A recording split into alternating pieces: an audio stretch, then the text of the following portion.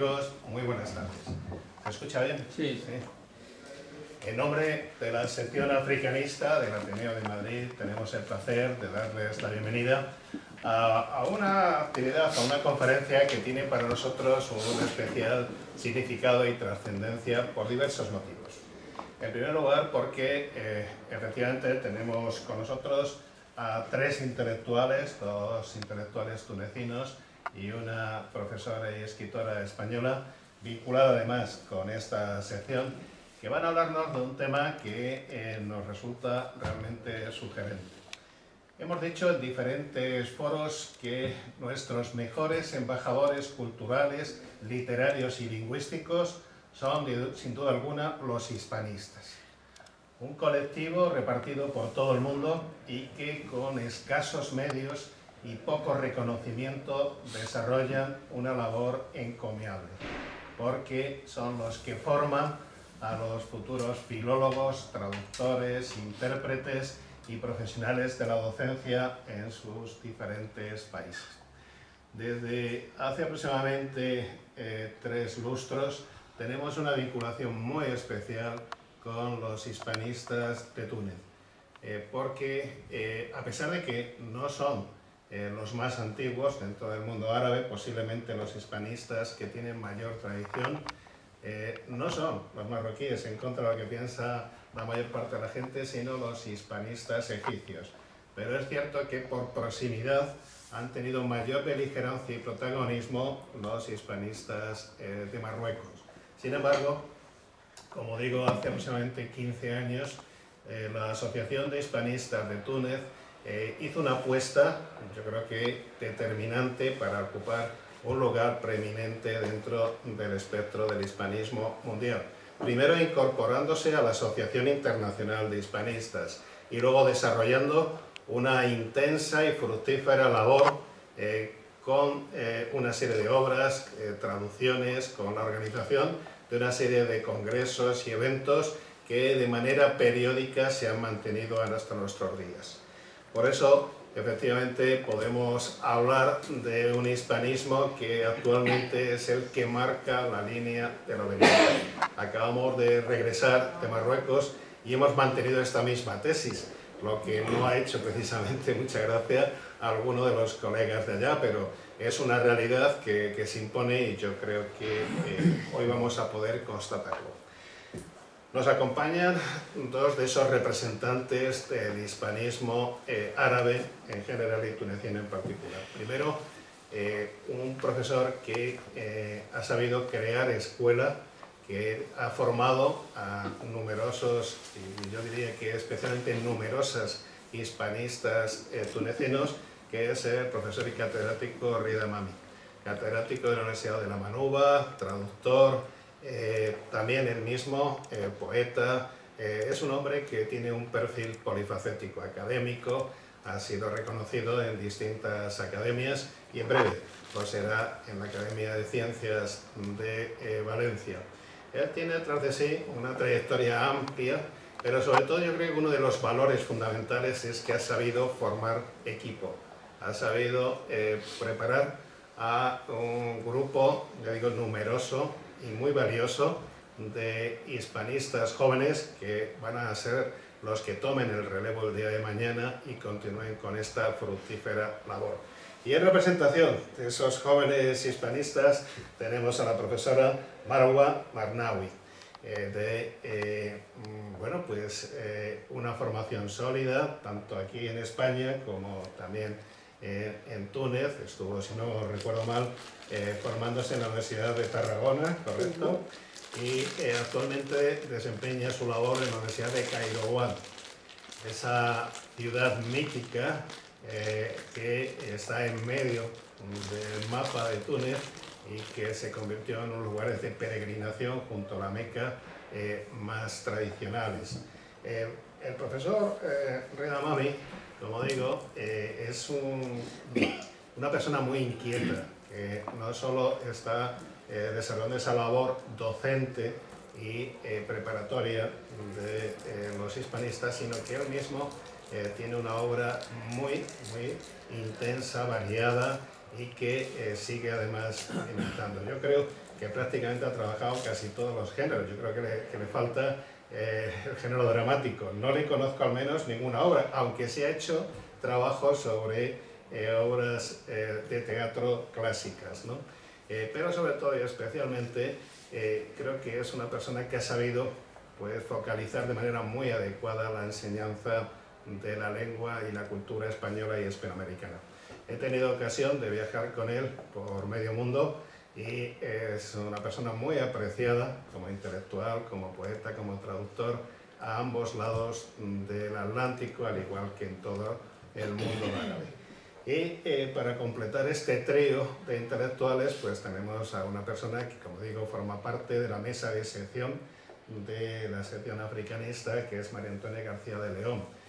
Una persona que también conoce muy bien el mundo árabe, que ha viajado también en numerosas ocasiones a Túnez especialmente, donde se le tributó un merecido reconocimiento en la Universidad de la Manuba por su obra hace, si no recuerdo mal, un par de años. Y bueno, pues ella va a comenzar haciendo una exposición sobre los intelectuales, o el intelectual, el perfil del intelectual árabe, que va a servir de pórtico para que luego puedan ofrecernos a dos voces una interesante conferencia, tanto el profesor Damami como la profesora Marwa Marnawi, bajo el título Túnez contemporáneo, historia, revolución y poesía. Creo que la profesora Marnawi va a ir haciendo el desarrollo histórico y social y el profesor Damami va a ir complementándolo, aderezándolo con una serie de textos literarios y poéticos. Por tanto, les agradecemos a todos su presencia, estoy convencido que vamos a disfrutar de una actividad muy grata y sin más dilación, para aprovechar el tiempo, pues tengo el placer de hacer la palabra a mi profesora María Antonia García de León. Adelante, cuando quieras. Muchas gracias.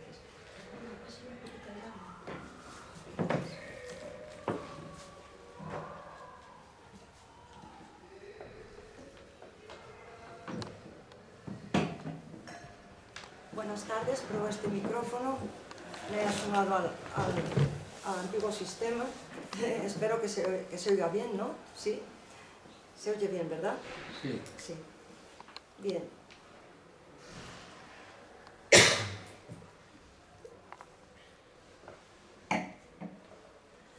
Bueno, en primer lugar, saludarlos en esta tarde de primavera, un poco inestable pero bonita, lluvia, sol, y saludar a mi queridísimo colegas de Túnez que vienen a Madrid, su segunda casa, van y vienen, ¿no?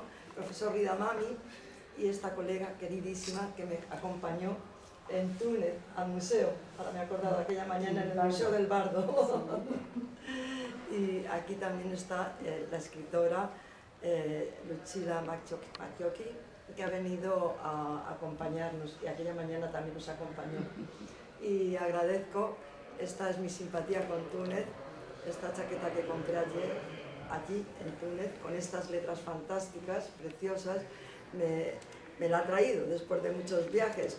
Y como hablamos de traducción y demás, le pregunté a otra persona muy notable de allí, que no está presente, la profesora Leila Burka,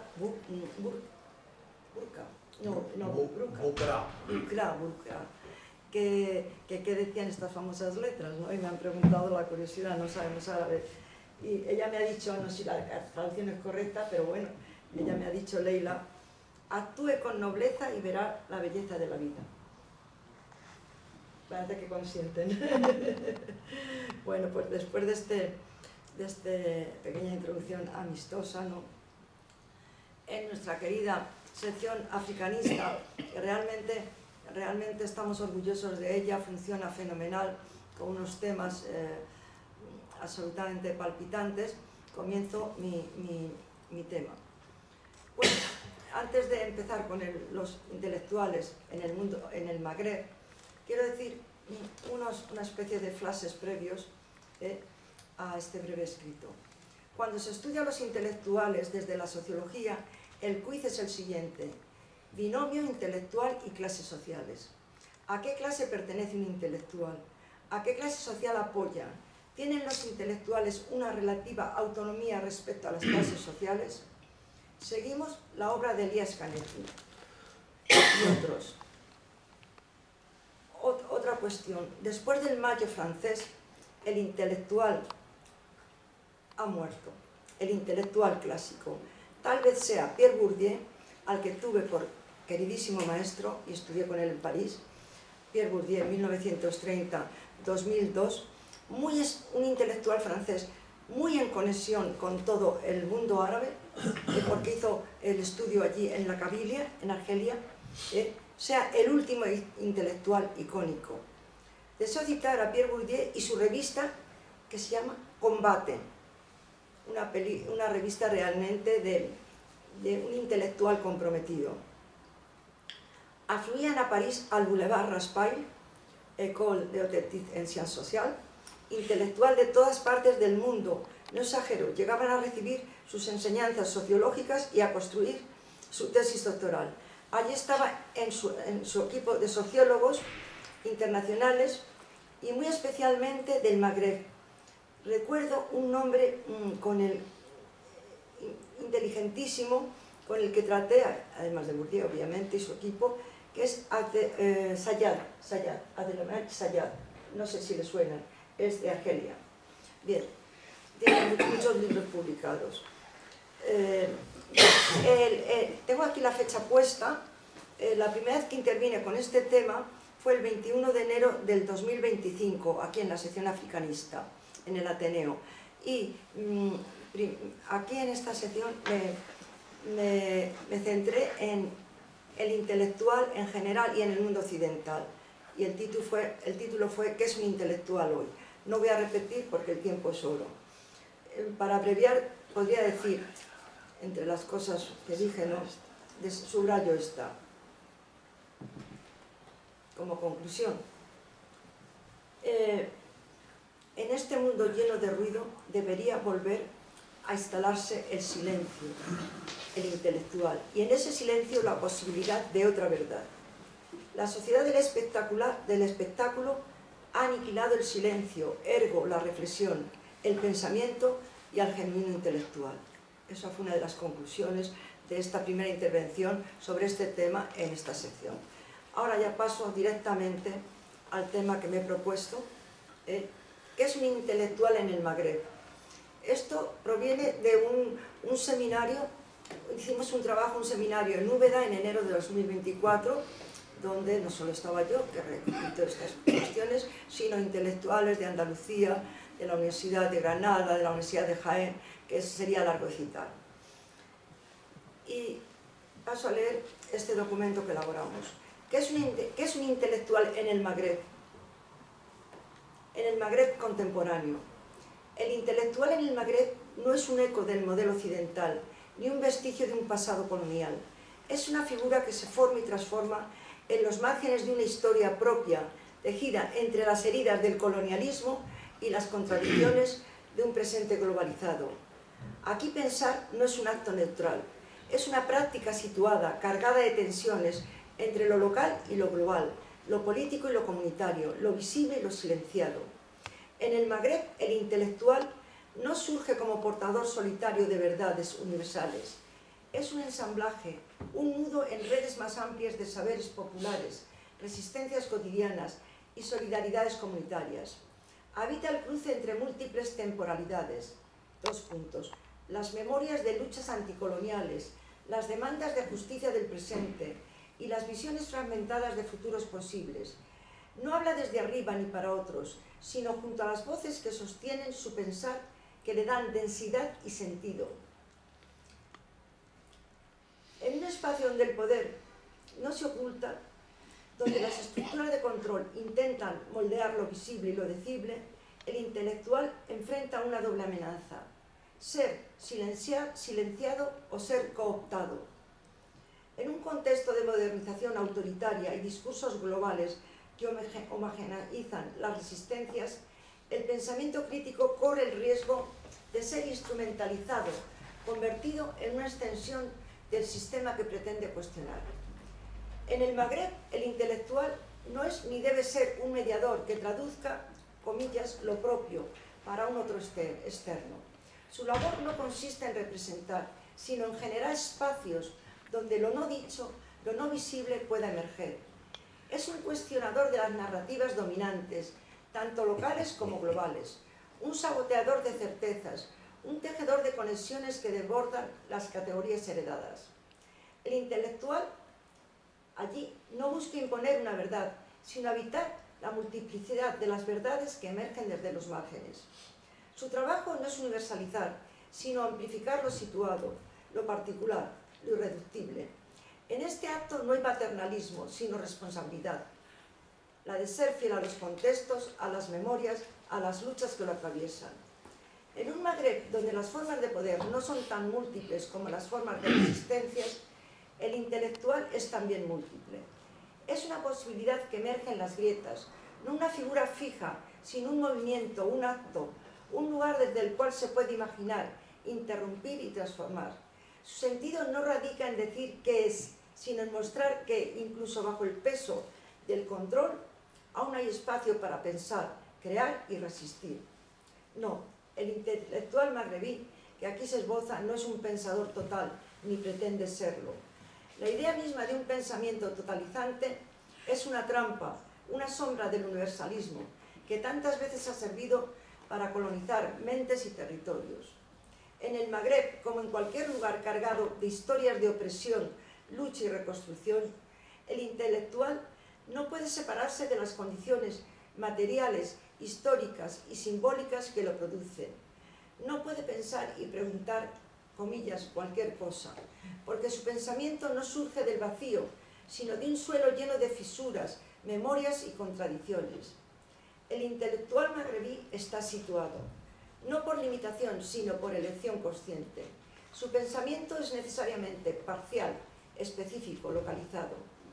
No busca abarcarlo todo, porque sabe que hacerlo implicaría de algún modo imponer un orden, una homogeneidad, una visión única.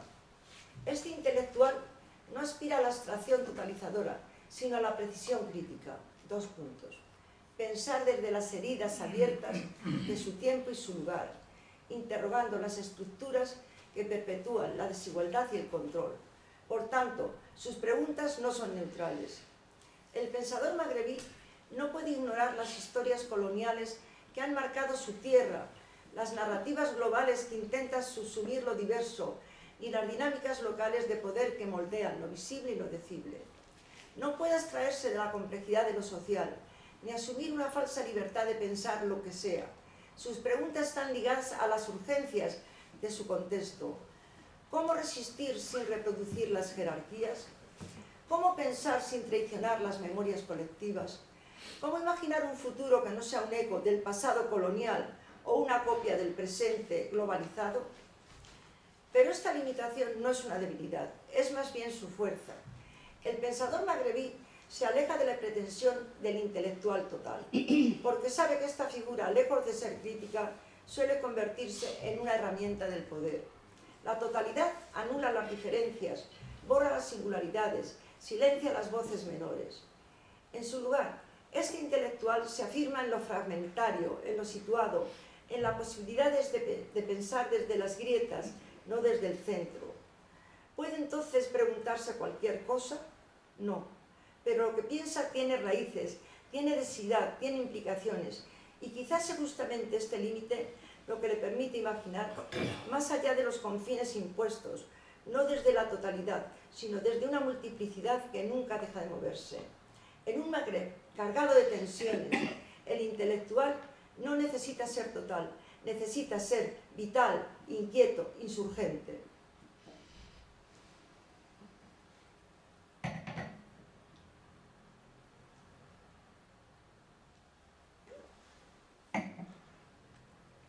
Pasamos al tema de las mujeres. En el Magreb, una intelectualidad feminista no es un añadido al pensamiento crítico, sino una de sus posibilidades más radicales. Surge no como un reflejo de agendas externas, ni como un eco de discursos hegemónicos, sino desde el cruce complejo entre las memorias coloniales, las luchas de liberación y las dinámicas propias de género que atraviesan los tejidos sociales. Es un pensamiento situado, insurgente, que interroga tanto las estructuras globales de poder como las realidades locales que moldean la experiencia de los cuerpos y las relaciones. El feminismo magrebí no puede pensarse como un mero trasplante de teorías occidentales. Las categorías universales, género, igualdad, patriarcado, no pueden asumirse acríticamente en un contexto donde los significados están enraizados en historias propias, en tradiciones vivas, en lenguajes que aún cargan los ecos de resistencias pasadas.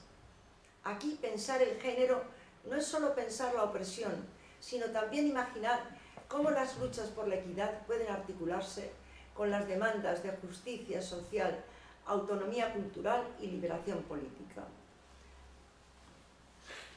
El desafío principal de una intelectualidad feminista magrebí es navegar entre estas tensiones. Por un lado, resistir la cooptación por narrativas globales que buscan homogeneizar las luchas de género bajo el paraguas de un feminismo neoliberal, que mercantiliza la emancipación y la convierte en un producto de consumo. Por otro lado, cuestionar las dinámicas internas de opresión que en nombre de lo propio o lo tradicional perpetúan jerarquías de género y silencian voces disidentes. En este cruce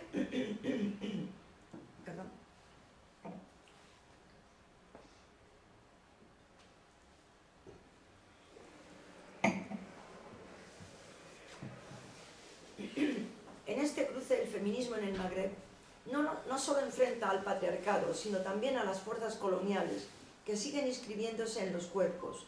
El género aquí no puede pensarse al margen de las marcas de raza, clase y religión, porque estas categorías no son independientes, se entrelazan, se refuerzan, se moldean mutuamente. Una intelectualidad feminista en el Magreb debe ser, por tanto, interseccional, pero sin caer en una repetición vacía del término. Su interseccionalidad es vivida, encarnada, tejida en las historias de mujeres que resisten desde los márgenes, desde los espacios rurales, desde los silencios de las ciudades y las grietas del sistema.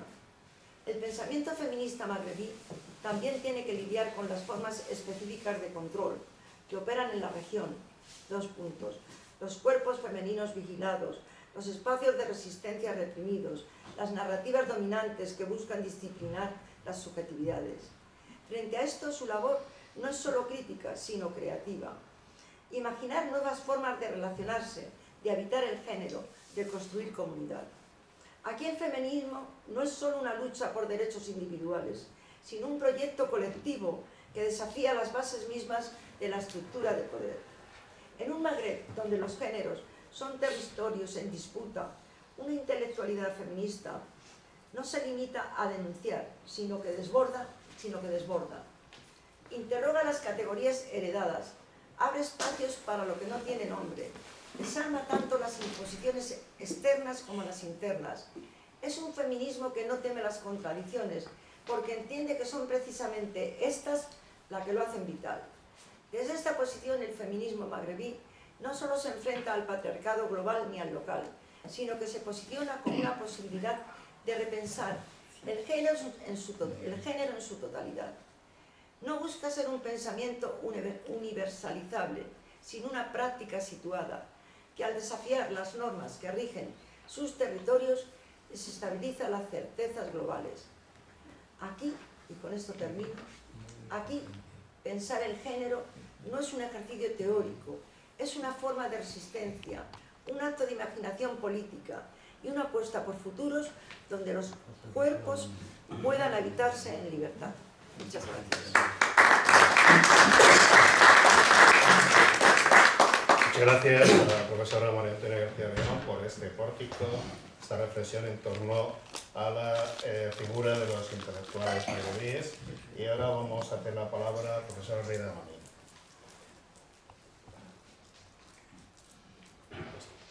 Muy buenas tardes a todos, bienvenidos, gracias por estar, queridos amigos, conocidos, compañeros. Gracias a Basilio también por permitirnos estar aquí y compartir estos momentos con ustedes para hablar del que más me gusta a mí hablar, de mi país, de mi cultura, de la historia de mi país. Y quiero empezar por una pregunta, quiero decir, como profesor en la Universidad de La Manuba, al fin y al cabo, ¿cuál es mi identidad como tunecino? Pues para contestar a esta pregunta, tengo que volver a muchos siglos antes, luego lo intentaré justificar. Los tunecinos somos el resultado de una mezcla, bien de un mosaico de culturas, de historias y de civilizaciones diferentes. Tenemos que volver a la llegada de los fenicios desde la ciudad libanesa Tiro, o bien Sur, la fundación de Cartago, las tres guerras púnicas, los romanos, los bizantinos, los árabes musulmanes, los italianos, los turcos, los españoles, los moriscos y al final los franceses. Mi compañera Marwa va a hablar de 4 etapas de la historia contemporánea, pero me gustaría, que estamos en España, decir que hay muchos lazos, hay muchos puntos comunes entre la historia española y la historia de Túnez, partiendo siempre de esta cuenca mediterránea que, a pesar de los conflictos, ha sabido también crear mucha armonía, mucha vivencia y muchos contactos económicos, culturales y históricos a lo largo de la historia. Solo como 2 ejemplos concretos, y paso la palabra a mi compañera, Túnez acogió en el siglo XVII a 100.000 moriscos que salieron desde Valencia, desde Alicante, desde Andalucía y sobre todo desde Aragón, desde Zaragoza. Estos moriscos siguieron hablando español hasta el siglo XVIII. Hoy tenemos algunas obras de ellos, son manuscritos, escritos en castellano, los escribieron en Túnez porque cuando llegaron ya se habían olvidado de la lengua árabe. Y actualmente tenemos alrededor de 500 familias cuyo apellido es español, como el apellido Moro, el Andolsi, el Garnati, el Melqui, Buquerra, Cristo, etc. Hay 500 familias que conservan el apellido español. Otro punto común también, cuando estalló la Guerra Civil Española, 4.000 refugiados salieron de una fragata desde Cartagena y se dirigieron hacia Argelia. Hubo problemas y no ha sido posible acogerlos en Argelia y llegaron a la ciudad de Bizerta, en el norte de Túnez, se quedaron en Túnez, volvieron casi más de la mitad a la otra semana, pero muchos de ellos se quedaron viviendo hasta la actualidad, cuyos descendientes siguen viviendo hasta la actualidad, sobre todo en la ciudad de Caserín, donde hay un cementerio dedicado a estos refugiados españoles. Digo esto para enlazar luego con mi conversación sobre el tema de la revolución, el tema del terrorismo que nos sacudió y nos perjudicó y lo demás. Digo esto porque depende también de buscar la identidad del tunecino, de este tema hablaré más adelante. Para que la charla sea amena, mi compañera se va a encargar de hablar de 4 etapas de la historia de Túnez, la historia contemporánea, la colonización francesa a Túnez, luego la independencia y el gobierno de Bourguiba, luego el gobierno de Ben Ali y luego la revolución. Después de cada etapa ya hablaré yo de la correspondencia cultural y precisamente de la poesía. Y así, para no aburrir, es una alternancia entre historia y poesía. Digo historia y poesía porque al fin y al cabo la poesía es historia, porque la historia genera y crea poesía y la poesía nace para reflejar la misma historia, con lo cual hay una relación importante entre la cultura o la poesía especialmente y la etapa histórica, con lo cual mi compañera empieza ya a hablarnos de la primera etapa, que es la colonización francesa a Túnez. Muchas gracias.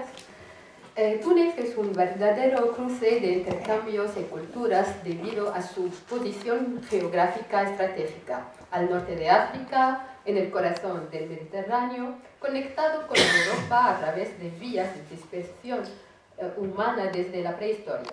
Su posición estratégica ha influido a su historia rica y agitada, marcada por una mezcla de culturas y civilizaciones, entre ellas la libio-berber, púnica, romana, vendala, bizantina, árabe, morisca, española, turca, francesa e italiana, que se han sucedido en ocasiones enfrentado hasta su independencia en 1956, forjando así una identidad única. Y es en esta continuidad de una extraordinaria riqueza cultural y histórica que hablaremos hoy de la historia de la Túnez contemporánea. El periodo 1, la colonización francesa y la independencia. Como hoy, el 12 de mayo de 1881, el Tratado de Bardo fue firmado entre el Bey de Túnez y el gobierno francés. Túnez queda entonces bajo el protectorado del Estado francés durante 75 años. Iniciada con la cesión de los poderes diplomáticos y militares a Francia, en 1881 la soberanía tunecina queda prácticamente anulada desde 1883 tras la Convención de la Marsa. Progresivamente, la colonización francesa se consolida bajo otros aspectos. Se realizan obras de infraestructura con el objetivo del desarrollo de la economía tunecina.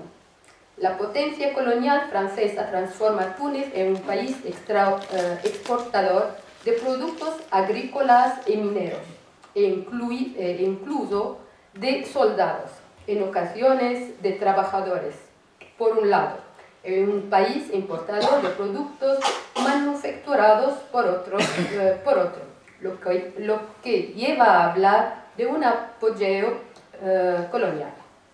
Esto provocó un aumento de las desigualdades regionales entre las regiones del interior marginadas y las zonas costeras privilegiadas. La realidad colonial obliga a la población autóctona a replegarse sobre sí misma y diseñarse a su situación. Una generación de jóvenes tunecinos procedentes de familias notables, compuesta principalmente por intelectuales, abogados, funcionarios, etc., formado en el Colegio Sadiki, el Colegio Alawi y el Liceo Carnot, a su mayoría educados en el estilo francés y al mismo tiempo sensibles a las corrientes políticas religiosas que agitaban el Mashrek. Trabaja para dar un nuevo impulso al reformismo tunecino. Se definen como intermediarios naturales, portavoces de los tunecinos en situación colonial. El movimiento reformista de los jóvenes tunecinos nunca pidió la independencia del país como organización política. Tampoco pensó en romper los vínculos con Francia, hacia la cual continuó mostrando apoyo.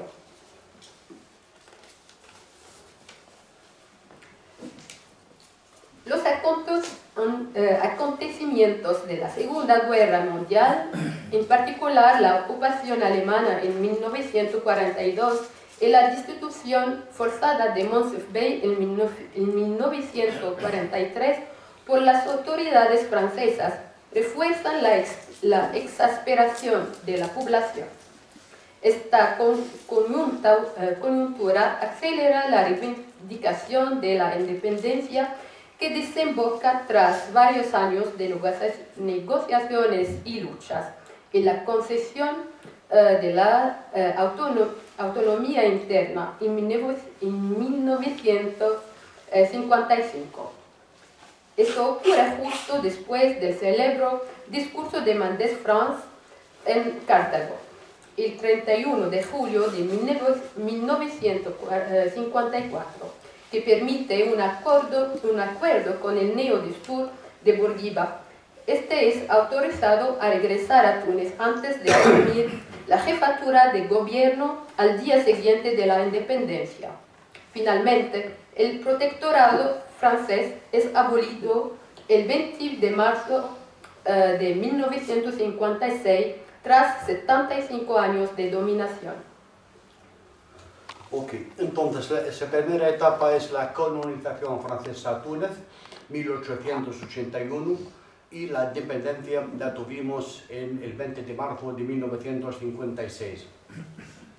Durante este periodo empezaron realmente las reformas más importantes que tuvieron lugar en Túnez. Muchas veces me preguntan ahora los amigos y conocidos que por qué en Túnez no estamos viendo a efectos de la revolución, guerras civiles, o bien sectas religiosas diferentes, o bien conflictos internos. Efectivamente, porque Túnez es un país bien metido en la modernidad desde el siglo XIX. Y como ejemplo, hablaré de la primera constitución en todo el mundo árabe, se hizo en Túnez en 1864. Por otro lado, en 1854 se hizo la abolición, abolieron la esclavitud de Túnez, incluso antes de Estados Unidos, de Suiza e incluso de España, con lo cual hay un proceso de reformas sociales e intelectuales que tuvo lugar durante este periodo de protectorado francés a Túnez. Culturalmente hablando o poéticamente hablando, debo mencionar a un poeta llamado Abul Qasim Chebbi, que forma parte realmente de la memoria del pueblo tunecino. Abul Qasim Chebbi fue uno de estos reformadores, de los que iniciaron las reformas a nivel social, cultural e incluso poético. El pobre vivió solamente 25 años, dejando un gran acervo cultural y poético. Nació en 1919 y se murió en 1936 y escribió muchos poemas que seguimos recitando hasta la actualidad. Y este poeta tuvo una enfermedad y el médico le aconsejó no seguir escribiendo poesía y no casarse, pero siguió escribiendo poesía y se casó para cumplir un testamento que dejó su padre, que tenía que casarse con la prima. Y al año falleció, al año se murió Abul Qasim Chebbi, pero dejó la poesía más importante contemporánea que tenemos hoy. Abul Qasim Chebbi se ha convertido en el poeta de la revolución y sus versos se convirtieron en un emblema, en un símbolo en todo el mundo árabe. Son algunos versos que empiezan con: cuando el pueblo quiere vivir un día, necesariamente el destino debe responder. La noche debe ser derrotada y las cadenas finalmente rotas. Estos versos están incluidos en el himno del país y estos versos se han convertido, como decía, en un emblema en el tema de la revolución en la mayoría de los países árabes. Abul Qasim Chebbi fue un poeta postromántico, un poeta revolucionario, rebelde y a la vez romántico. En Abul Qasim Chebbi confluyen tanto el tema de la rebeldía y la guerra como el tema del amor. Escribió muchos poemas revolucionarios y rebeldes y desempeñó el papel de quien pues estaba apoyando al pueblo en contra de la colonización y en contra de los franceses. Voy a leer un poema suyo que se titula A los tiranos del mundo.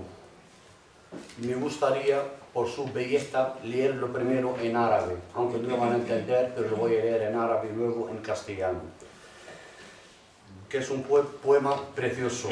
إلى طغاة العالم ألا أيها الظالم المستبد حبيب الظلام عدو الحياة سخرت بأنات شعب ضعيف وكفك مخضوبة من دماء وسرت تشوه سحر الوجود وتبذر شوك الأساف رباه رويدك لا يخدعنك الربيع وصحو الفضاء وضوء الصباح، ففي الأفق الرحب هول الظلام وقصف الرعود وعصف الرياح. حذاري حذاري فتحت الرماد اللهيب، ومن يبذر الشوك يجني الجراح. تأمل تأمل هنالك أن حصدت رؤوس الورى وزهور الأمل، ورويت بالدم قلب التراب وأشربته الدمع حتى تمل. سيجرفك السيل سيل الدماء ويأكلك العاصف المشتعل. En castellano, a los tiranos del mundo: oh gran villano despótico e injusto, amante de las tinieblas y enemigo de la vida, del sufrimiento de un pueblo desvalido te has mofado, mientras que con su sangre te tiñes las manos. Ahora desfiguras la magia de vivir y siembras las espinas de la pena en lo alto de la tierra. Despacio, no te apresures, que no te engañe la primavera, ni la serenidad del firmamento, ni la luz de la mañana. En la inmensidad del horizonte estarán acechando el terror de la oscuridad, el estruendo de los truenos y el impetuoso soplo de los vientos.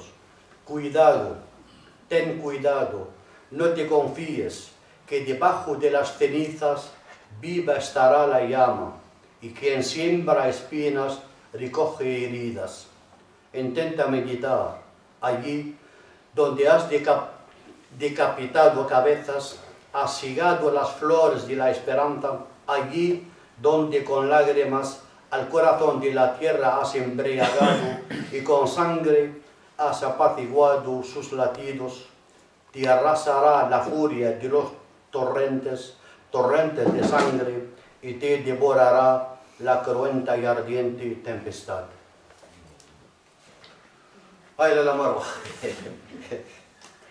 El segundo periodo, la época de Habib Bourguiba, que abarca desde la independencia de Túnez hasta el 7 de noviembre de 1987.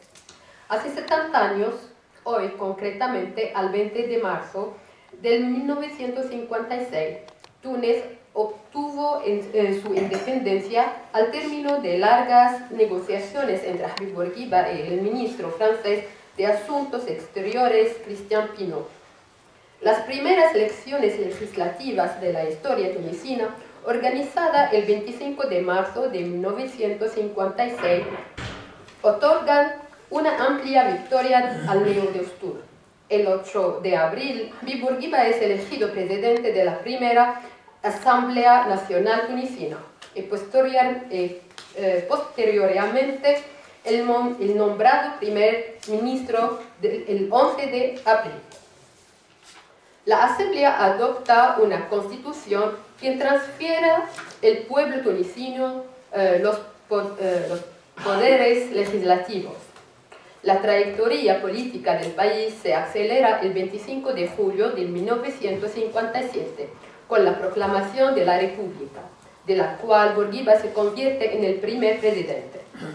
En las elecciones de noviembre de 1959, siendo el único candidato a la presidencia, consigue que se le confirme el mandato con el 99% de los votos. El Neo-Destour obtiene del mismo modo los 90 escaños de la Asamblea. Esta fase de construcción estatal, si bien impulsa una modernización social audaz, simbolizada por el código del estatuto personal, va acompañada de una creciente personalización del poder. En 1964, el Neo-Destour se convierte en el Partido Socialista Desturiano y sella definitivamente su incapacidad para instaurar un ejercicio democrático del poder, al no tolerar ninguna oposición política.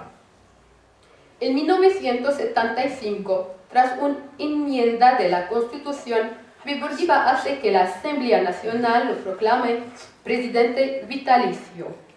El presidente Habib Bourguiba y su partido, el Neo-Destour, dominan la vida política, que se mantiene notablemente estable salvo en los años 80, marcados por crisis social, el Jueves Negro en 1978, los disturbios del PAN en 1984 y por el auge del islamismo político, movimiento de la tendencia islámica. Elegido presidente en 1957, Bourguiba emprendió de inmediato reformas audaces en los ámbitos social, económico, científico y familiar que fueran de una importancia vital para la construcción de la Túnez independiente y del Estado moderno. El proyecto de Bourguiba se articulaba en torno a una sociedad basada en la racionalidad, el saber y la ciencia, en la igualdad de oportunidades, donde la promoción social se ofrece a todos en función del mérito de cada cual.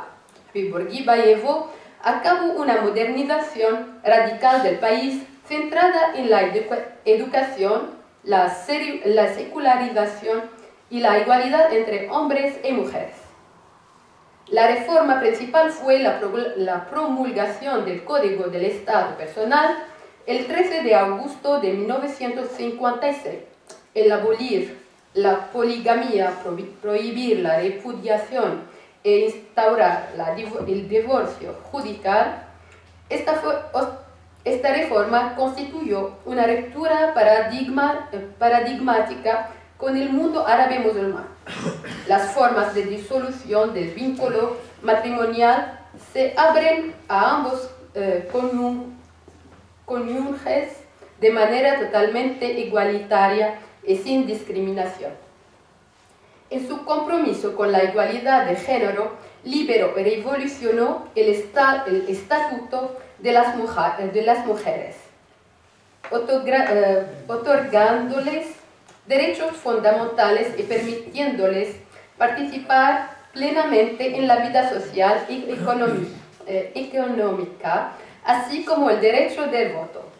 Con este acto legislativo, Bourguiba inauguró lo que los politólogos califican de feminismo de Estado, instrumentalizando la liberación de las mujeres como una palanca de modernización y un vector de legitimación política. En 1956, cuando Túnez acaba de arrancar su independencia, Bourguiba se enfrentó a problemas insuperables debido a una pesada herencia educativa precedente al proyecto del protectorado francés.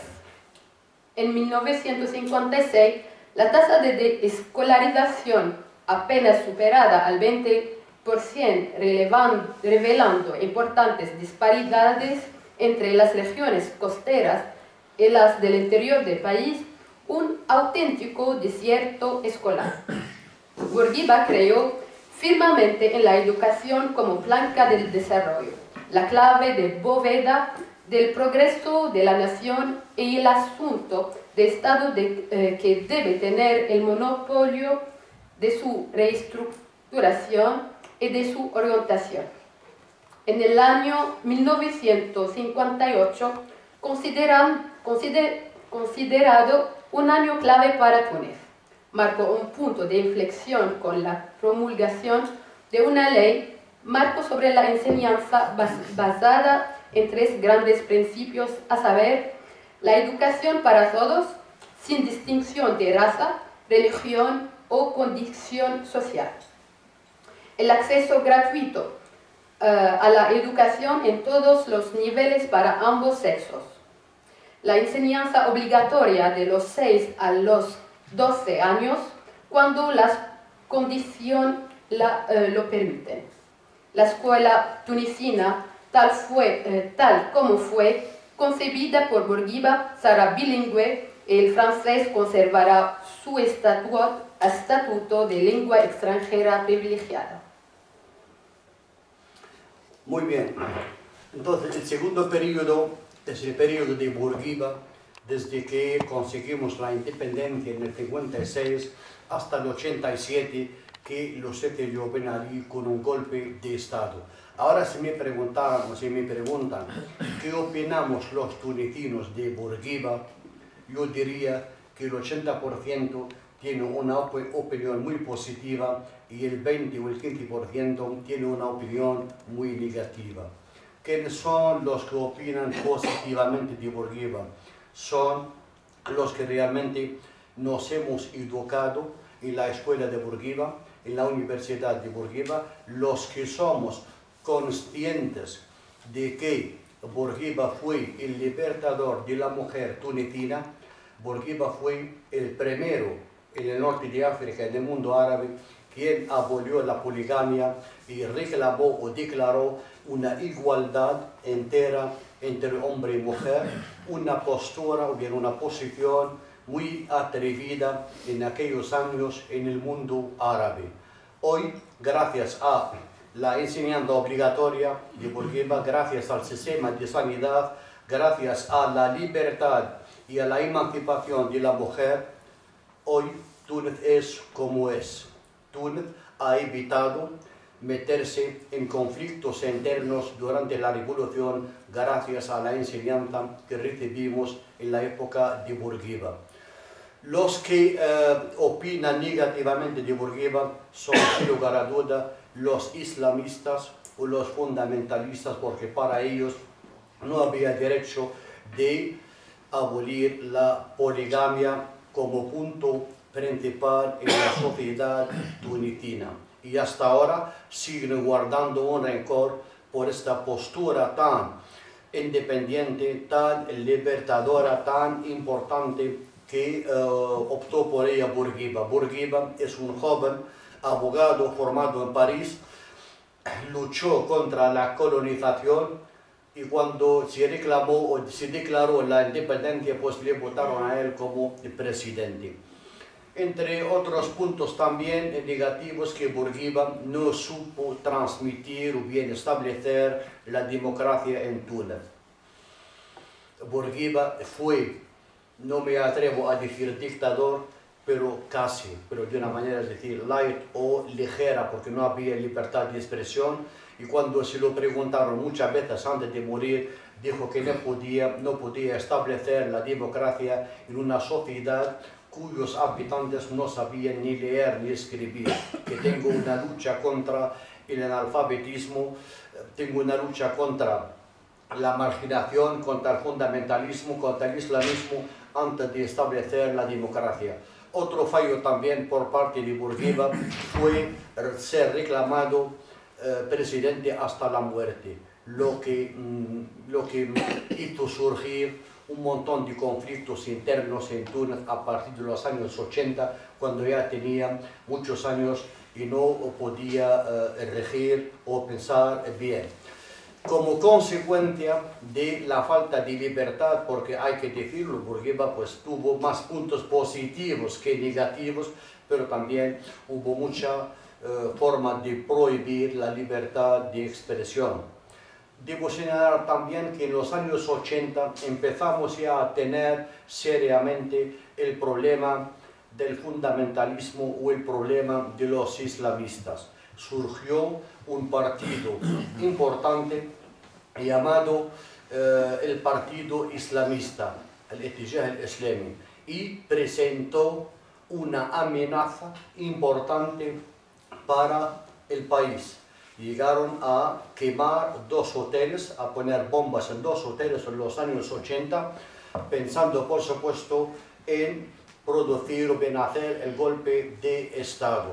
En los años 80 entonces ya hemos empezado a enfrentarnos el 80% de la población frente a los 10 o 15 o tal vez el 20% de los islamistas.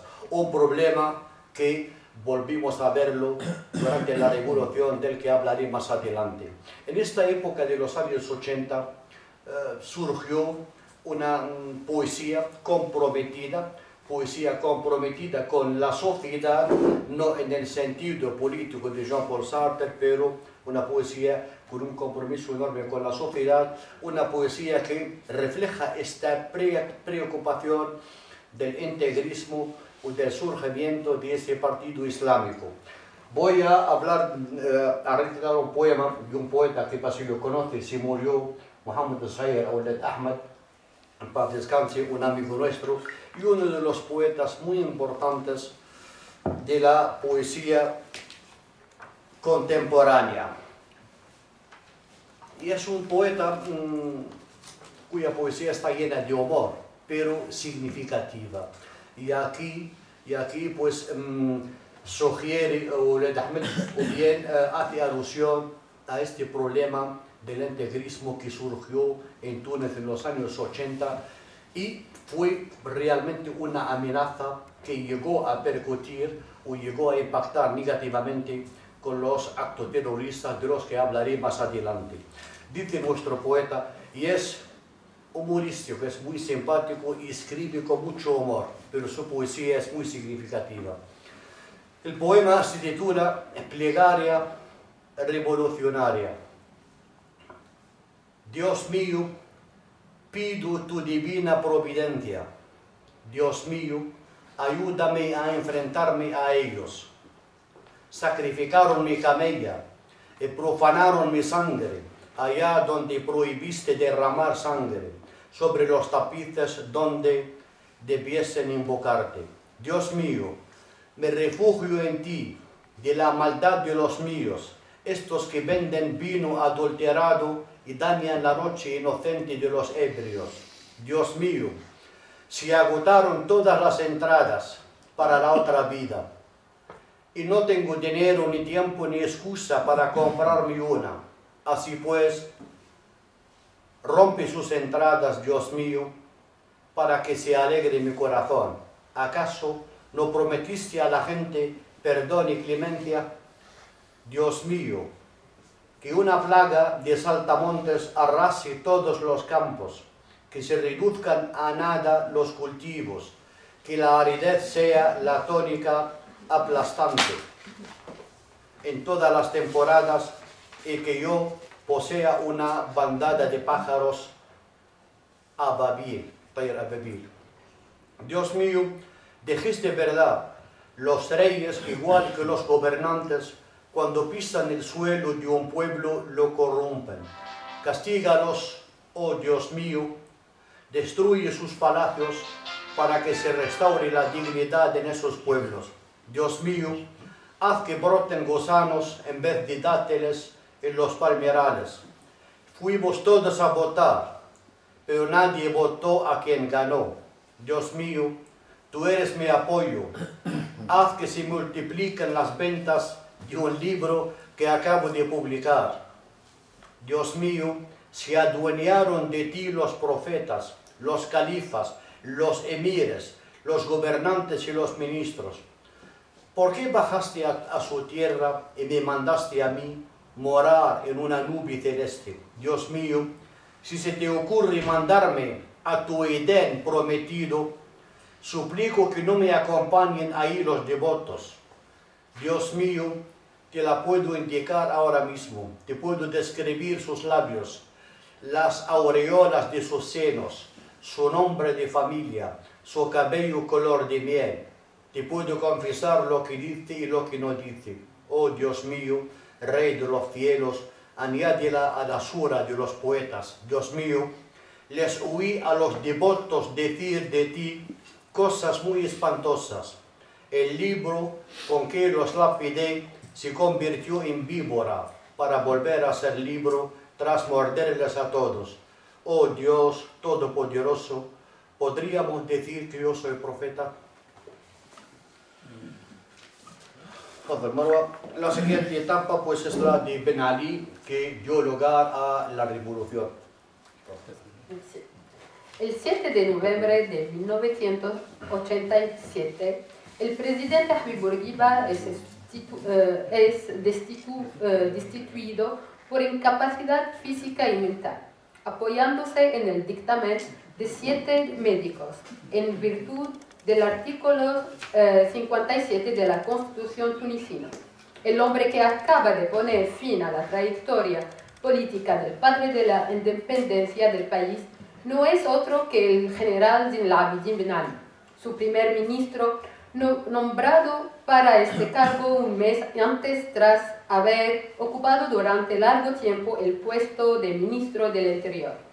La presidencia de la República se confía, según la Constitución, al primer ministro Zine El Abidine Ben Ali. Numerosos observadores calificaron esta destitución de golpe de Estado médico, presentándose como el hijo espiritual de su predecesor.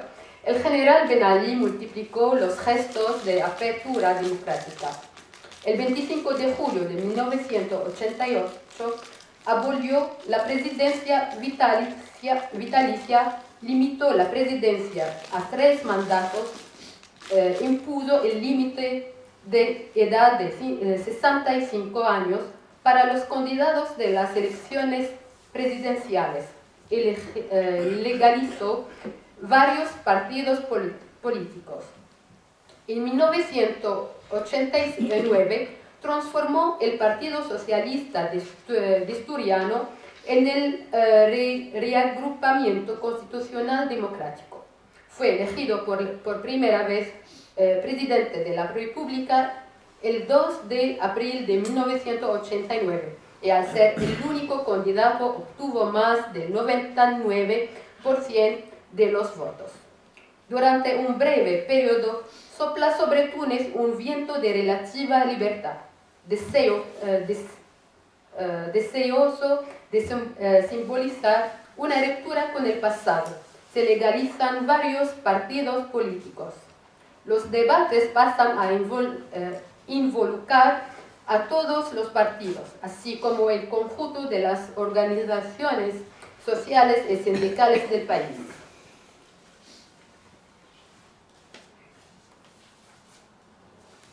El presidente Ben Ali consiguió aún así convertir a Túnez en uno de los países del mundo árabe más abiertos a Europa. Bajo su presidencia, Túnez ocupa el primer puesto en cuanto a competitividad económica en África. En 1995, Túnez se entrega en la economía globalizada y se convierte en el primer país de la ribera sur del Mediterráneo en firmar un acuerdo de asociación y libre comercio con la Unión Europea. Fue considerado un ejemplo de éxito en el continente africano. Destacó por una sana gestión macroeconómica acompañada de impresionantes logros sociales que lo convirtieron en uno de los países más eficientes de África. Esta idea se vio reforzada por los progresos realizados por el país en particular, su rápida recuperación tras la crisis económica de 2009, caracterizada por un crecimiento del PIB del 3.7 en 2010 y avances significativos hacia la consecución de los objetivos de desarrollo del milenio. En 2008, una protesta sacudió la cuenca minera de Gafsa durante más de 6 meses, especialmente la ciudad de Derdeir. Esta región, cuya única fuente de recursos de la producción de fosfato y sus derivados,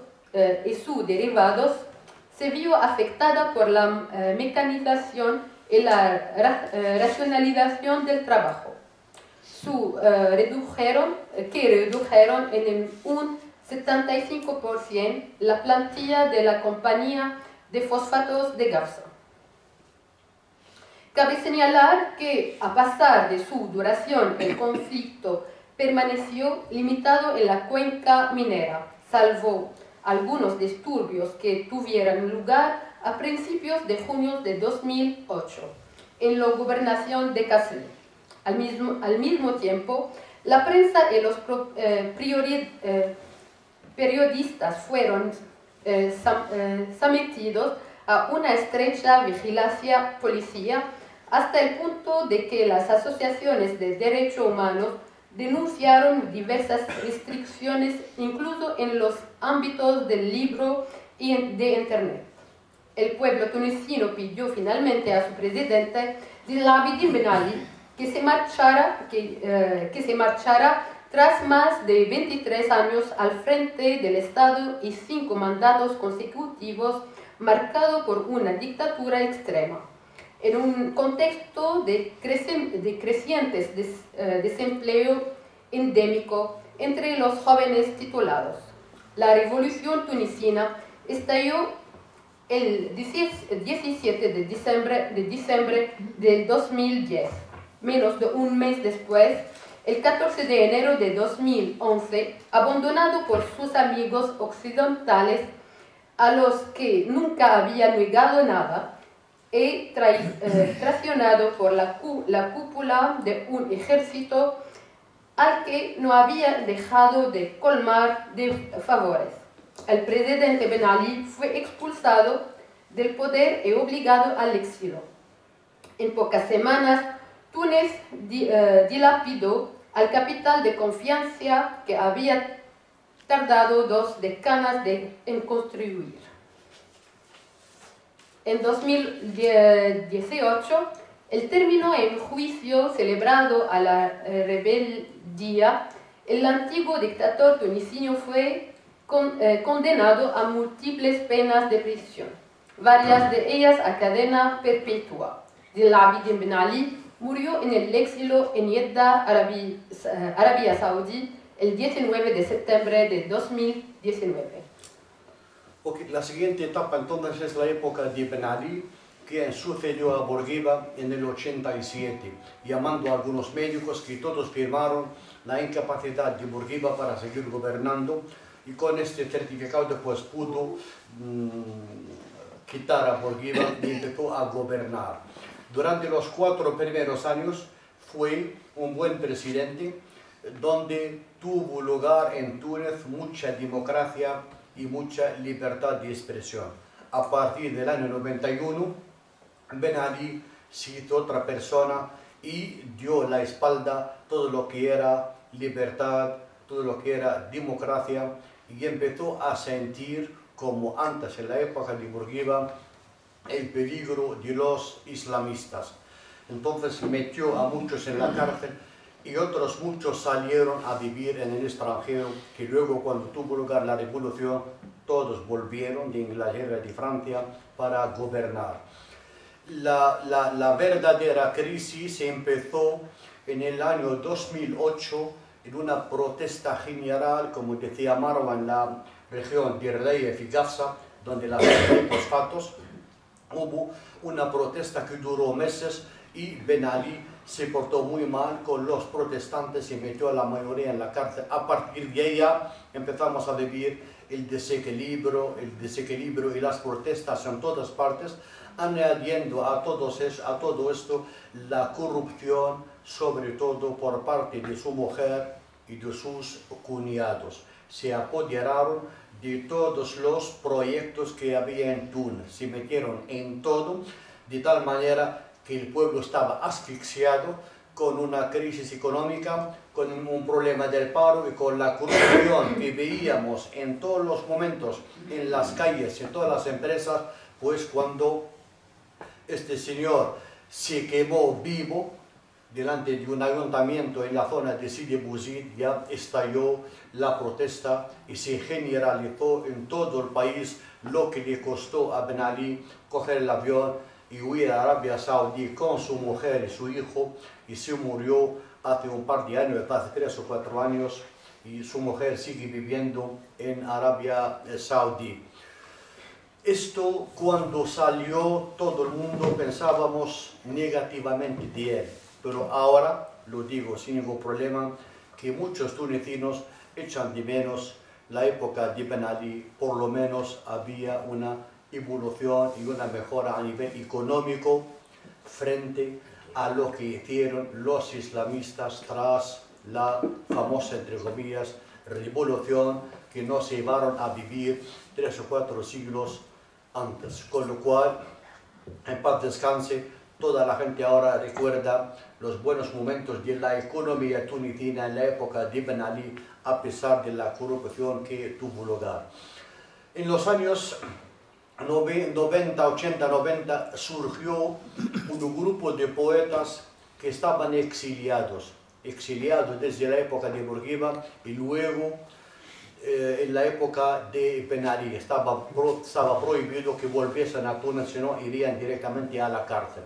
Uno de los poetas que se considera como el mayor representante de este grupo de poetas se llama Kamel Bouajila, que Basilio también conoce, que vivió y sigue viviendo en París, de cuya poesía voy a leer un poema que realmente rebosa añoranza y nostalgia y refleja esta corriente poética que surgió en el extranjero, sobre todo cuando decimos extranjero, para un tunecino o un magrebí, la referencia es siempre París, antes de Italia o bien de Inglaterra, sobre todo París, donde están la mayoría de los poetas.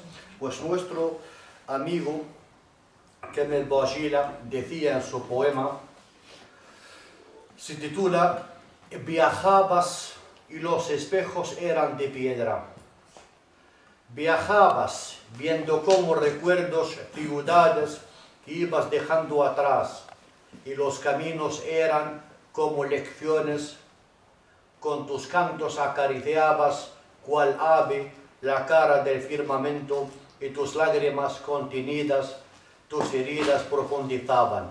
Viajabas y las mujeres como bayas de zarzamora se agolpaban en tu corazón para vendar las heridas de la ausencia y resucitar en ti el sueño en forma de un fino hilo de lluvia. Viajabas, dejando todo a tu paso, los lugares de un extremo a otro de la tierra, el tiempo con todos sus laberintos, los olores del amanecer en los pueblos lejanos, las amadas de tu corazón y las oraciones de tu madre. ¿Qué te cobija ahora? Es tan amargo el frío de la distancia.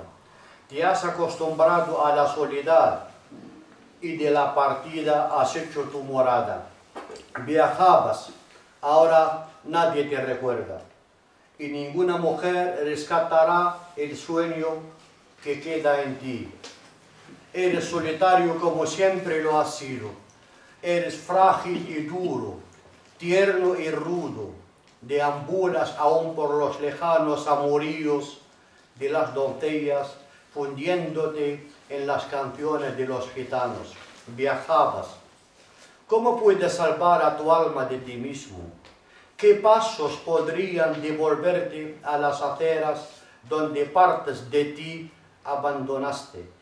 Todo terminará por desaparecer. Llegarán las estaciones y se irán.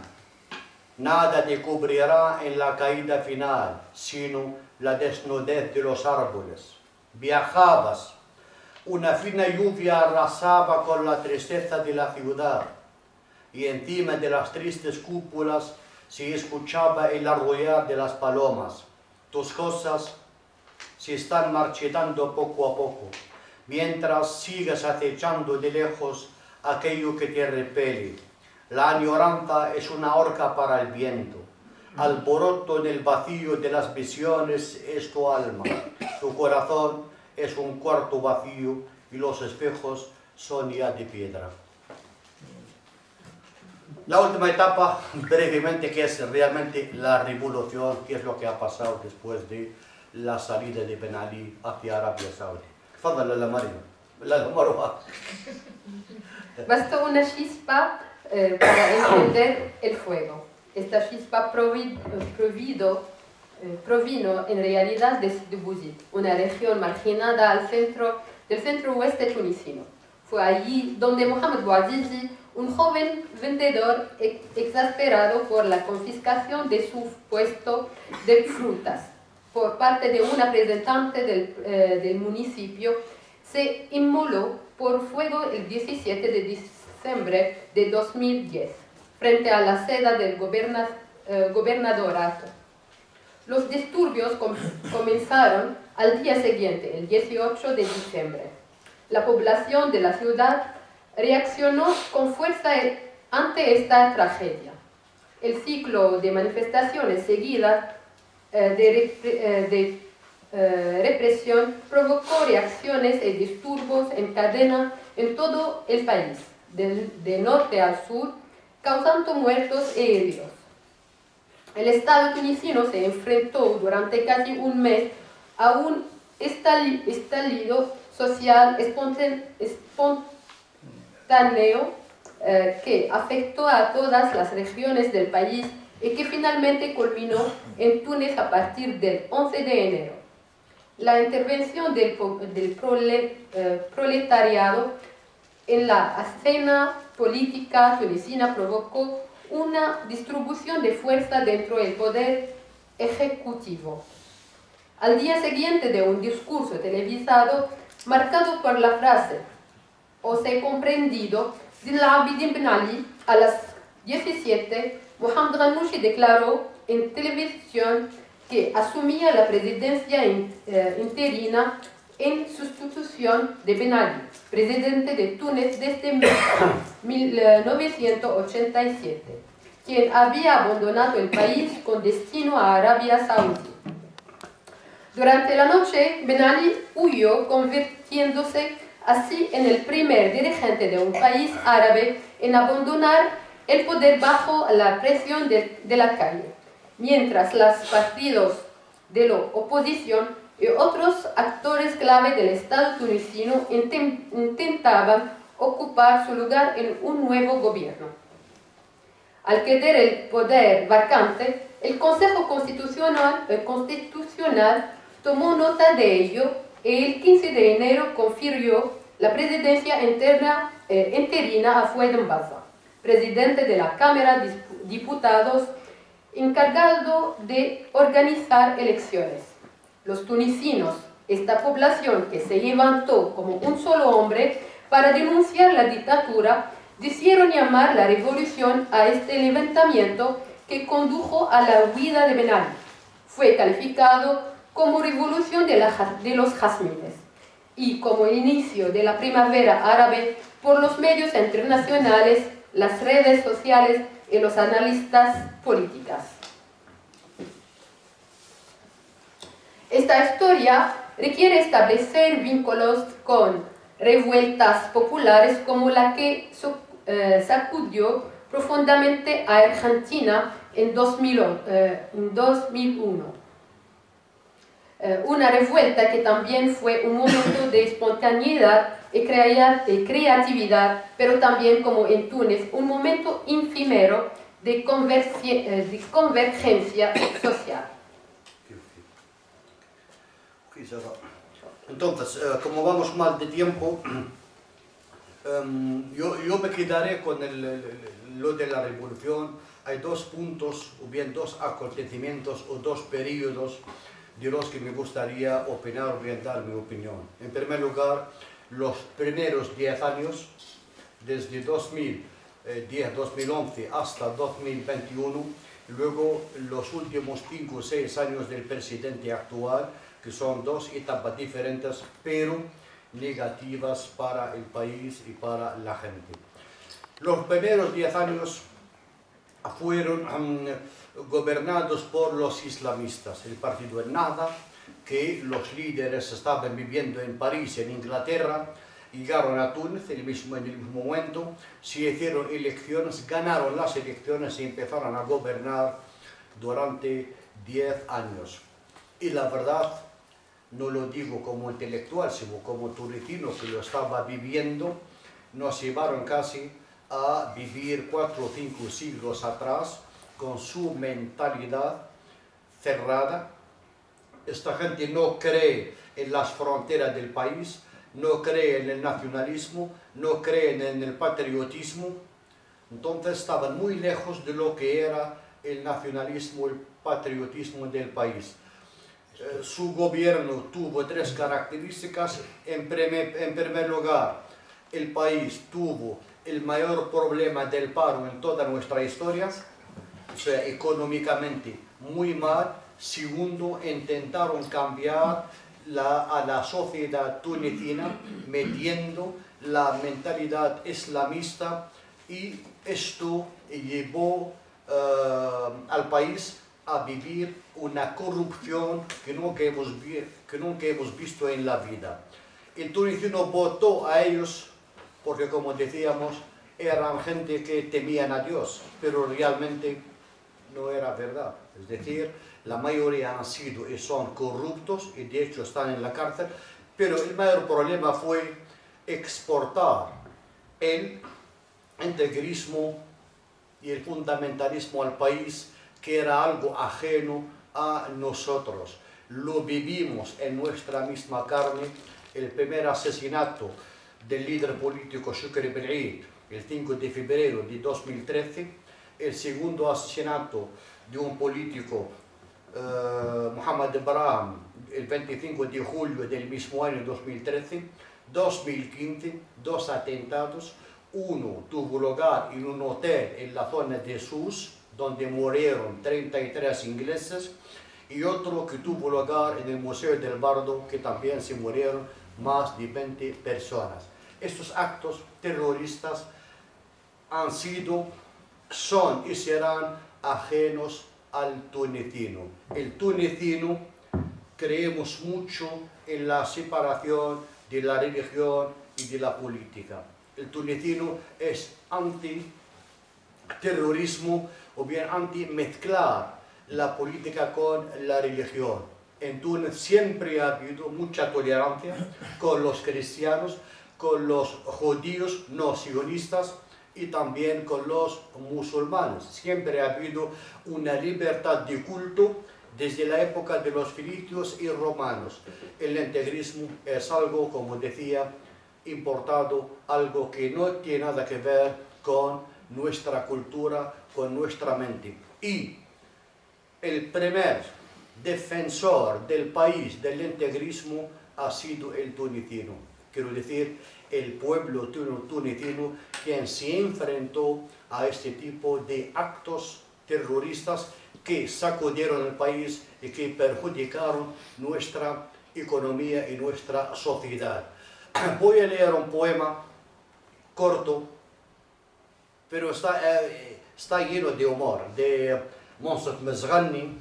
Monsef Mezghani, que es un monstruo en poesía, pero representa la poesía o el grupo de poetas humoristas. Su poesía es muy simple, está llena de humor, pero es muy significativa.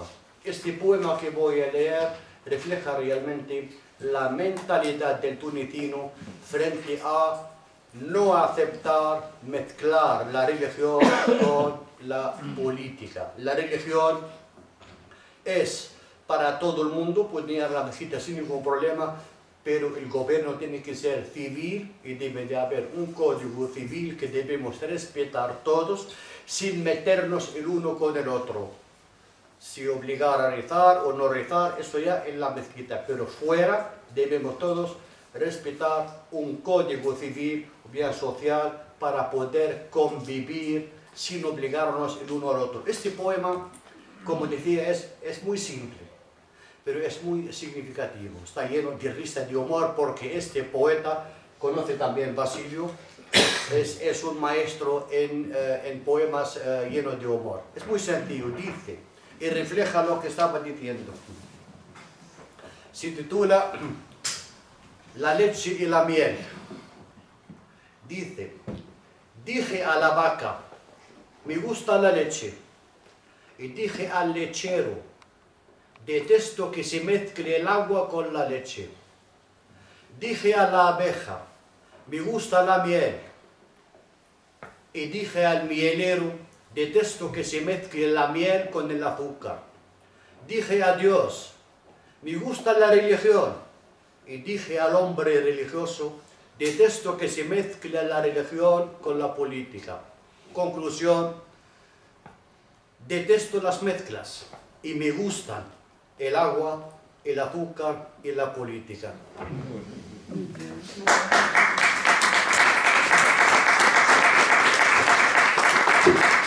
Es sencillo, lleno de humor, pero refleja la mentalidad del tunecino de no mezclar una cosa con la otra. Y gracias a Dios, gracias al grado de intelectualidad, gracias a este país tan abierto hacia Europa, que cree en los fundamentos importantes de la libertad y de la democracia, hemos podido enfrentarnos, digo, como pueblo, no como gobierno, a este fenómeno que es el integrismo. Una vez fuera del gobierno, ahora estamos 5 o 6 años en la actualidad donde las cosas no van tan bien. No van tan bien y lo digo como intelectual, puedo confirmar que hasta el momento gran parte de la revolución ha fallado o bien ha fracasado. Ahora estamos con un presidente tiene una cultura muy limitada, no está rodeado con expertos en economía, hay una crisis enorme, hay mucho paro y sobre todo no hay mucha o ninguna libertad de expresión. Muchos que están en la cárcel, de gente que ha intentado presentarse a las elecciones presidenciales. Lo primero que hizo fue meterles en la cárcel con o sin motivo. Ha hecho un artículo que es el famoso artículo 54, es decir, por un pequeño comentario que pueda uno hacer en Facebook, ya está en la cárcel. Y muchos periodistas están en la cárcel. La cosa buena que ha hecho ese presidente, porque decimos lo bueno y lo malo, es que es anticorrupción a 100%. Ahora la cárcel está llena de corruptos, exministros, exdirectores generales, que fue declarada su corrupción en los años 80 o 90. De hecho, hay casi 10 de los grandes jefes de los islamistas que eran antes ministros todos, están en la cárcel, condenados a 20, 30 o 40 años de cárcel por la corrupción que tuvieron, bien que obraron durante esos 10 años de su gobierno. Con lo cual, no lo sé, es que a veces solemos decir que el proceso de democracia en un país árabe, africano, magrebí, puede ser lento, podemos esperar a ver qué pasa, pero de momento ha habido un desvío en el camino de la democracia que todos gritábamos antes y queríamos, por supuesto, ir por este camino de la democracia. Con eso termino y estamos dispuestos a escucharles si tienen alguna pregunta o bien algún comentario o bien alguna observación. Muchas gracias por su atención.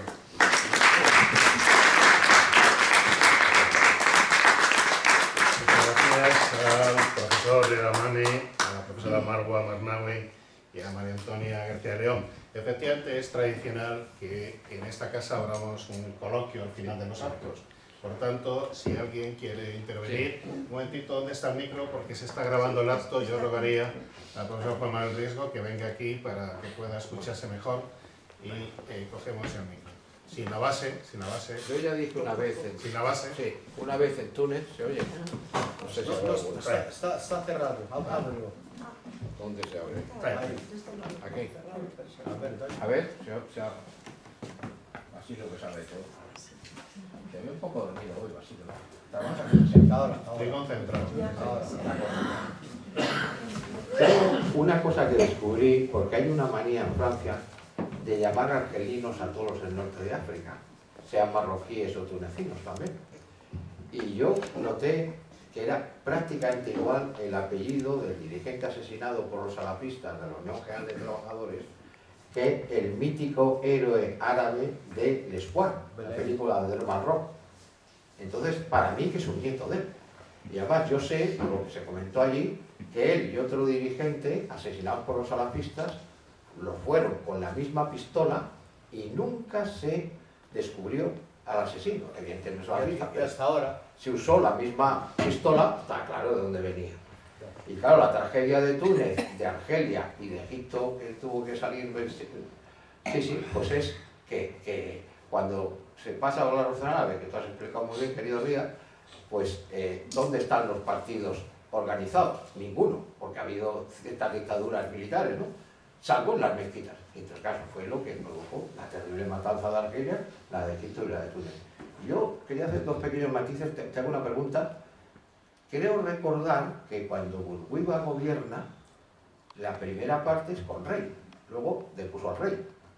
O sea que fue un poco primer ministro a presidente, ¿no? ¿Bourguiba te refieres? Bourguiba, sí. Al bey, no al rey. Bueno, el bey que llamáis vosotros, sí. Sí. Bueno, yo también le llamo bey, el aliado al duque de Alba, de Carlos V, de esas historias tan preciosas. Y luego hay una cosa curiosa y muy divertida, que ya, como tú has explicado con el Consejo Médico, que el hombre del país, ya como en la época de Bourguiba, que era coronel de la policía, no del ejército Ben Ali, y entonces tenía ya no estaba con su esposa francesa, unos ciertos amores con su sobrina, que creo recordar que se llama Fina, y decía, buenos días Selim por Ben Ali, buenas noches Fina. Pero yo que he visto Túnez, es una maravilla, recomiendo a todos que vayan porque tiene tantísimas cosas que ver, y si te las enseña Marwa, mejor todavía. Lo que pasa es que había, yo creo, una industria de turismo importantísima, muy bien desarrollada, y desgraciadamente todo esto sería atentados, porque es más, el atentado que hacen contra la Guardia Republicana, de la Guardia Presidencial, nunca era contra la Guardia Republicana, estaban buscando un autobús ocupado por turistas, y al no encontrarlo, atentaron contra un autobús que resultó que era la Guardia Republicana del presidente y mataron 5 o 6. Y entonces, y luego termino con otro matiz, y es, claro, en estos últimos años que yo he estado, había en Túnez en invierno una maravillosa, que porque se bañaban, a pesar del frío del invierno, de turistas bielorrusos y ucranianos. Claro, eso se ha acabado con la guerra de Ucrania y eso ha perjudicado mucho. Pero en fin, lo que ha dicho Rida, maravillosamente. Y por cierto, con este presidente un detalle muy curioso, que yo lo pongo en mis clases y lo digo como ejemplo. El único país árabe donde se han quemado 10 sedes islamistas del nada ha sido Túnez. Ahora hace poco en Irán quemaron alguna mezquita histórica del monumento de la humanidad, del odio que tenía la gente a los ayatolás. Pero lo que ha pasado en Túnez es muy significativo. O sea que la gente volcó el malestar de la economía, el espantar al turismo con el gobierno nada democrático de los islamistas. Pero en fin, es un país maravilloso y les recomiendo a todos que lo visiten porque tiene mucho que engrandecer. Gracias, mucho gracias. Gracias. ¿Alguien quiere responder? ¿Alguna intervención más? ¿Alguien quiere? Bueno, mientras se plantea el tema de alguna otra pregunta, a mí me gustaría efectivamente, después de este recorrido histórico, estas 4 fases, ¿no? Y después de ese breve análisis de la situación actual, realmente, ¿qué perspectivas de futuro hay? Porque fundamentalmente el tema de la economía, pues si no se recupera el turismo, difícilmente se va a recuperar, dado que no tiene fuentes energéticas, o al menos no tenemos constancia de que existan fuentes energéticas que puedan mantener la economía tunecina. No hay otros ingresos que puedan justificar, como digo, un despegue de la economía, salvo el turismo. ¿En qué fase nos encontramos ahora? Pues como decía antes, estamos muy mal, pero el punto positivo es que Túnez, en primer lugar, es un país agrícola, vivimos de la agricultura como el sector más importante, y por las lluvias que ha habido ese año, vamos muy bien a nivel de agricultura, gracias a Dios. El segundo sector es el turismo. El turismo siempre ha sido un sector dinámico y activo en todo el país y en todas las épocas, desde que tuvimos estos actos terroristas salvajes de los años 2015 ha bajado el turismo a 0 y ahora se está recuperando, se está sanando desde 2022 hasta la actualidad. Pero claro, no hemos recuperado las cifras de 2010, pero algo es algo, se está recuperando, hay muchos vuelos charters en el verano, el mercado portugués, el mercado español y sobre todo el mercado inglés, francés y alemán. Se está recuperando, pero estamos al 30% de lo que hacíamos antes de la revolución, es decir, es el año de la referencia de 2010. ¿Qué pasará en Túnez, Basilio? No sabemos, nadie sabe nada. Hay mucha sospecha, mucha duda, muchas incógnitas y no sabemos lo que pasará mañana. De hecho, este presidente, si va a aplicar la Constitución de 2014, tiene que ir ya en el 2029, porque ha hecho 2 mandatos. Pero es posible que aplique la Constitución que ha hecho él y de esta forma será, si nos olvidamos de 2019 y 2024, y ese será su primer mandato y es posible que pueda ir a otro hasta el año 2034. No hay nada claro, hay mucha incógnita, mucha sospecha, muchas dudas y no quiero meterme en más detalles, pero no estamos muy bien del todo. Mientras surge alguna otra pregunta, empezamos este acto hablando del papel de los hispanistas que representáis aquí vosotros esta tarde de una manera brillante. Me gustaría que recuperemos un poco esta cuestión, ¿no? Por lo que nos incumbe, por la relación que hemos establecido gracias a esa labor, a ese trabajo. ¿En qué situación está el español en Túnez? Muy bien. Estamos en una de las mejores épocas dentro de lo que es el hispanismo. Ha crecido muchísimo.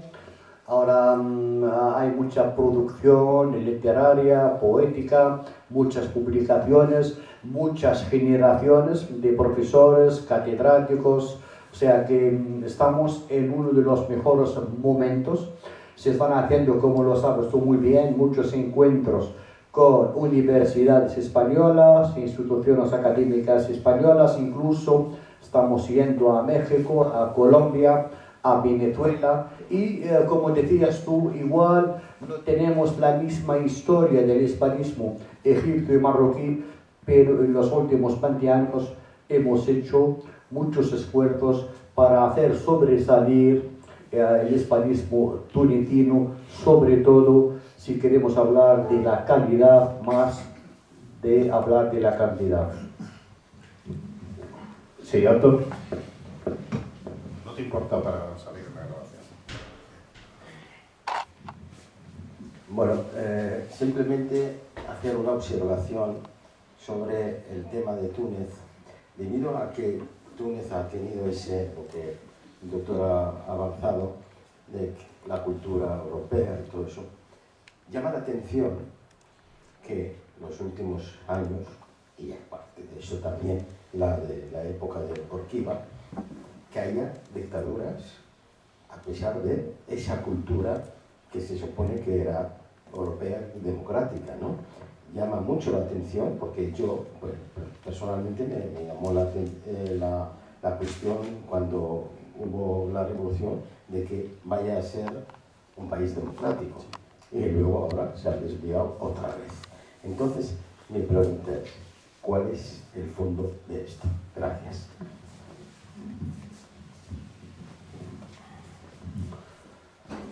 Tienes razón. El mayor problema que estamos viviendo es que hay muchas fuerzas, hay mucho poder de la época de Bourguiba, de Ben Ali, que no nos interesa salir adelante con una democracia, por varios motivos, por motivos personales, de corrupción, por motivos políticos, etc. Y están arrastrando y están poniendo pegas para que no haya un avance. Te hablo de los mayores capitalistas, los mayores hombres de poder económico están arrastrando hacia atrás porque no les interesa la democracia y esto. Por otra parte, tenemos, queramos o no, el problema del integrismo que también nos ha hecho perder muchos años y nos ha perjudicado. O sea, nos sentimos dichosos cuando sabemos que tenemos un ejército que nunca a lo largo de toda la historia ha intentado hacer un golpe de Estado, bien apoderarse del poder, pero siempre ha estado en defensa legítima del pueblo tunecino. Pero hay muchas fuerzas negativas que están llevando la cosa hacia atrás y no nos interesa llegar a la democratización del país. Bárbara, hemos hablado antes de que la mujer tunecina se incorporó de manera activa a la sociedad, a la cultura, a la universidad en la época de Bourguiba. Obviamente eso es una diferencia sustancial con respecto a otros países árabes, donde el acceso a la mujer a la formación superior pues, ha estado muy limitada en muchos aspectos. ¿Cuál es la situación actual de la mujer en Túnez? ¿Hay un plano de igualdad? ¿Se considera y se valora a la mujer en un régimen de igualdad con respecto al hombre? ¿O hay todavía una serie de trabas o limitaciones, especialmente dentro del contexto universitario? ¿Quieres? Sí. Pues me lo pasa a mí para contestar. No es anécdota, pero tengo muchos amigos conocidos que no se quieren divorciar y están sufriendo para no dárselo todo, y se ríe nuestra amiga Reha, para no dárselo todo a la mujer. La mujer, y no es teoría, es práctica, y lo digo en serio, es decir, te divorcias, tienes hijos, tienes que dejar medio sueldo a la mujer, dejar la casa a la mujer hasta que los niños tengan 18 años.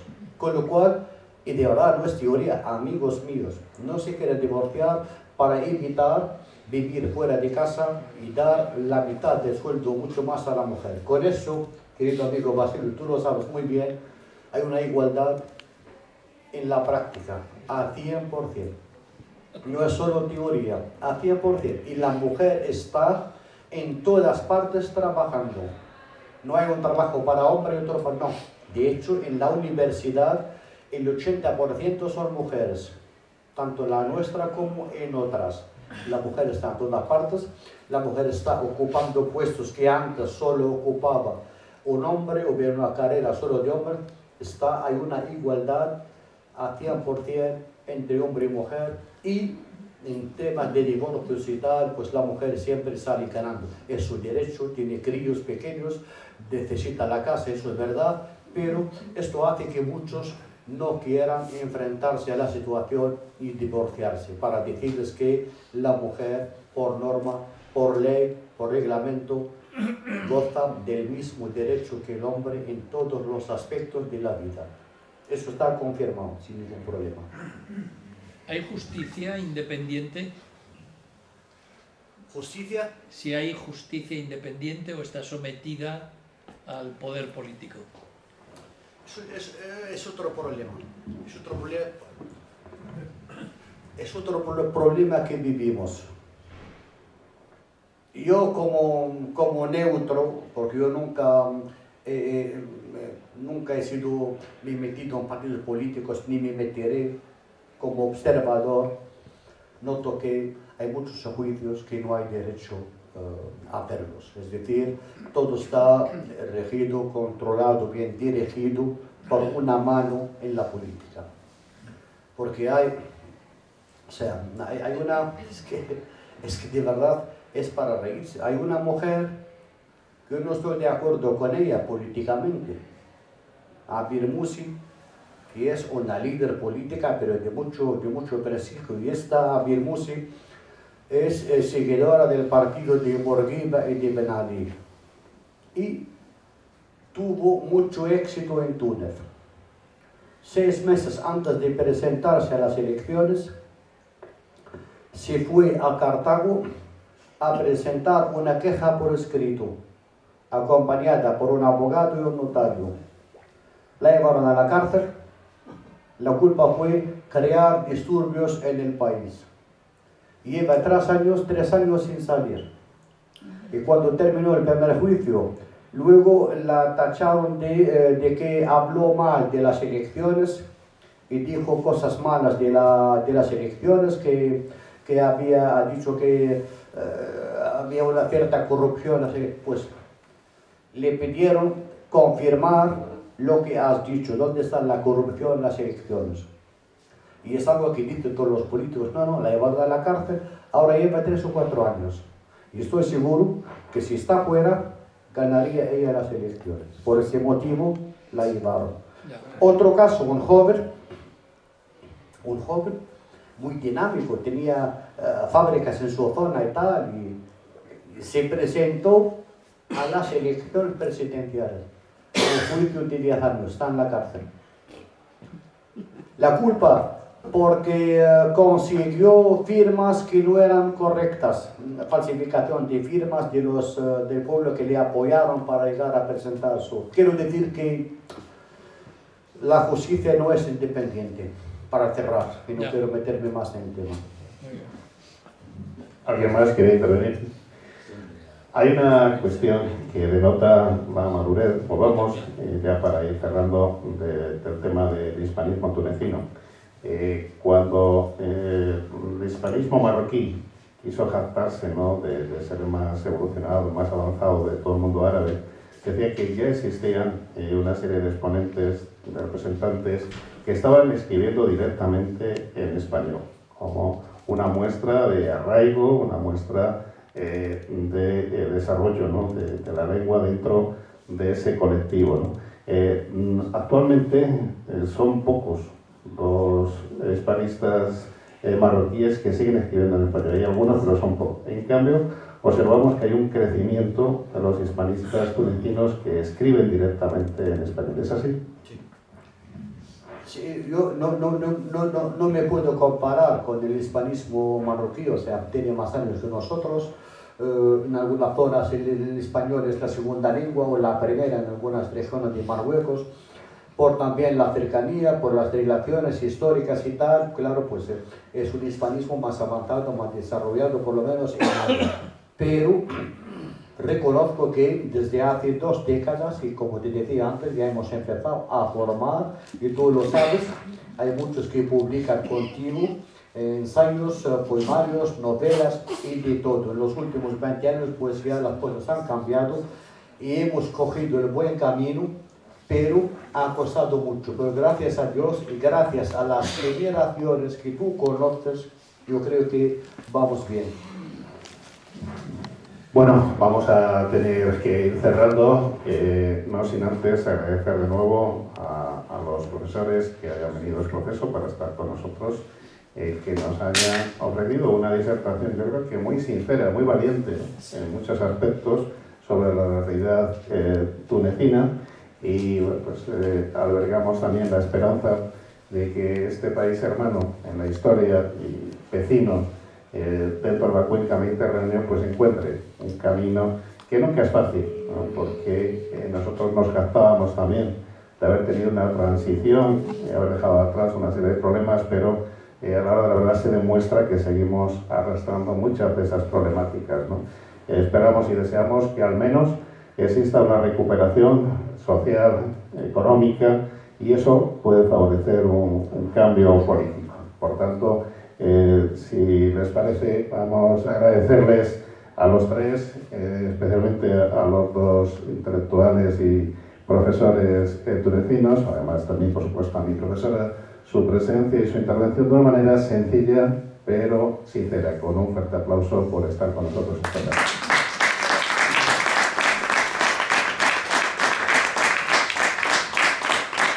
Mañana la sección africanista les ofrece una nueva actividad, va a ser la clausura de un ciclo de colonialismo visual que se ha estado desarrollando desde el mes de enero, y periódicamente, mensualmente, pues pueden informarse de las actividades que organizamos.